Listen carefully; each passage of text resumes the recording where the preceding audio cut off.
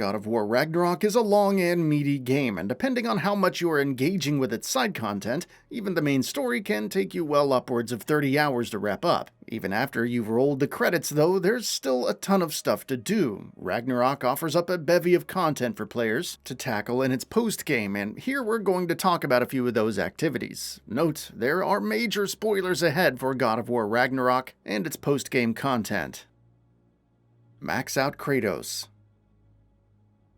Let's start with the more general and obvious stuff. All of your equipment and Kratos' own power level will obviously be pretty highly upgraded by the time you finish the game, but of course there will still be more progress to be made. Hitting that level cap is a clear and obvious goal for players to work towards, so get started on hitting that level cap of 9. Of course, chances are if you're doing most of the things that we're talking about here, you're likely going to hit that level cap organically anyway. Explore more. Even if you've explored Ragnarok's 9 realms extensively during the main story, chances are there's still going to be plenty more that you haven't yet seen. Return to the semi-open world areas of realms like Svartalfheim, Vanaheim, and Alfheim, and you'll find plenty of puzzles, challenges, and areas that weren't accessible earlier that you can now access thanks to all the tools in your arsenal. There's plenty of engaging stuff to dive into in these newly accessible areas, so make sure you don't skip it. Focus up!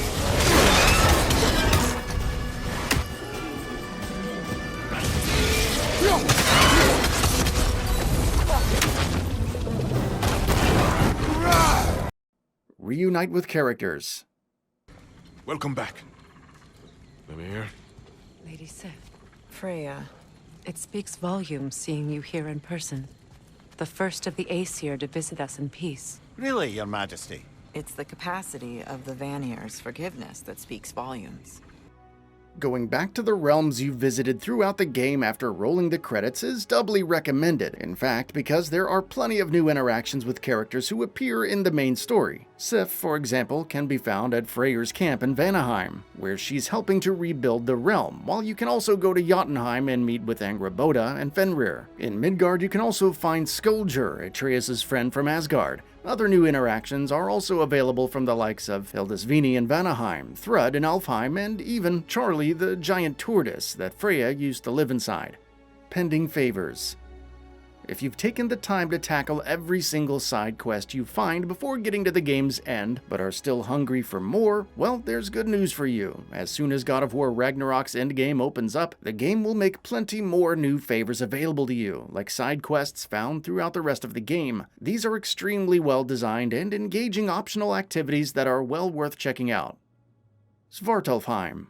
A special quest awaits in Svartalfheim after the end of the main story as well. Close to God of War Ragnarok's conclusion, Brok is killed by Odin, and though there's plenty of fallout from that event, it isn't completely wrapped up until a post-game quest. Kratos can return to Svartalfheim, where Brok gets a proper send-off at a funeral, and Sindri makes another appearance as well. It serves as a neat epilogue for the main story's conclusion, especially for all the grieving Brok fans out there.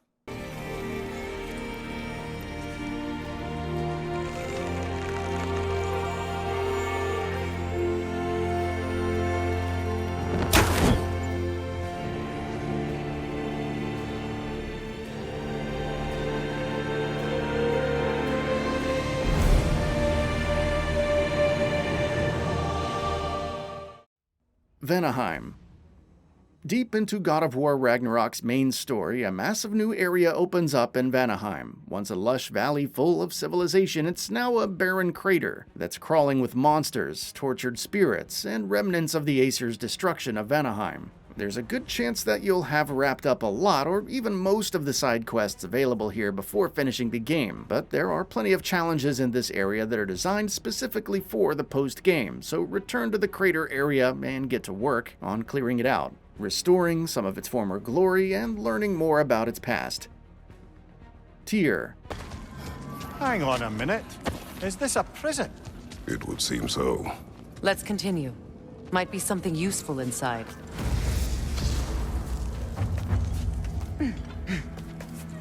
One of God of War Ragnarok's biggest reveals close to its end is that the Tyr that's been with you all along wasn't Tyr at all. From the moment you rescued him from his prison, it was Odin in disguise all along. What happened to the real Tyr then? That question is answered in the post-game, where you can head to Niflheim and release Tyr from a newly accessible destroyed Aesir prison. After that point, Tyr can be found in a number of spots, including Freyr's camp in Vanaheim and the Lake of Nine in Midgard. Is this an illusion? No, brother. No, I think it's the real deal. Mimir? Is that you, old friend? In all the important ways, aye. There was such a commotion. If Odin learns what you've done... Odin is dead. The realms are at last free of him. You're safe. Odin's dead. And Asgard fallen. So the reign of the Aesir is truly over. Remnants of Asgard. At the end of God of War, Odin is dead and Asgard is destroyed, but some of his loyalists are still alive, and they're scattered across the realms. Tracking them down and dealing with the threat they pose is part of a meaty post-game questline. There are 10 remnants of Asgard that can be found throughout the realms, so if you're looking for more crunching combat against the Einherjar and want to get your hands on some valuable resources, keep an eye out for these remnants. Berserkers. The equivalent of God of War 2018's Valkyrie's, Ragnarok's Berserkers are a line of gruelingly difficult optional bosses. Sure, you can try and fight them before you finish the main story, but it's recommended to hold off until the post-game. There are 12 of those boss fights, and once you've defeated every single one of them, you get to fight King Hrolf, who, in plain terms, is an absolute sadist and likely to be a recurring star of many of our nightmares. Nah.